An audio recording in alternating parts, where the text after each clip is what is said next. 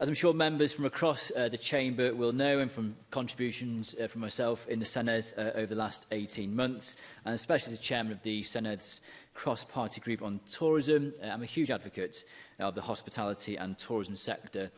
in Wales, and that's why I wanted to contribute to today's committee report debate. I'd like to just focus my contribution on just a couple of important areas from the report, and firstly just to again highlight the importance that the sector has on our economy in Wales, and as always one to take note of output from the Federation of Small Businesses. I took a keen interest in the report over the summer on tourism again that showed that tourism accounts for over 17% of Wales's gross domestic product, but also accounts for over 12% of employment here in Wales. And as others have mentioned, if you include hospitality and retail within that, we're talking a third of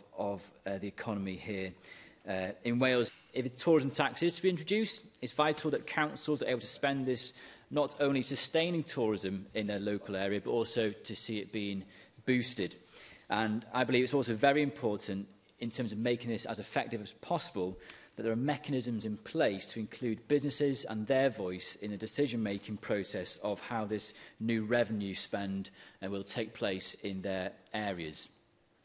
Another concern that's been passed through to me as the chair of the tourism cross-party group is the ongoing worries the tourism sector, and in particular self-catering sector, regarding the 182-day rule, which has already been referenced here today and referenced in recommendation 8 of the report. And as has been mentioned by others, this is part of a long list of government-enforced changes to the sector, which is causing a significant amount of anxiety for many business owners and tourism attractions across Wales. And this leads into my final comments relating to the need for support for the sector and clarity as to what the future may hold, which is extremely important following difficulties faced during the COVID-19 pandemic, and now with the pressures that global inflation is providing as well. And indeed, this support needs to be there in terms of financial,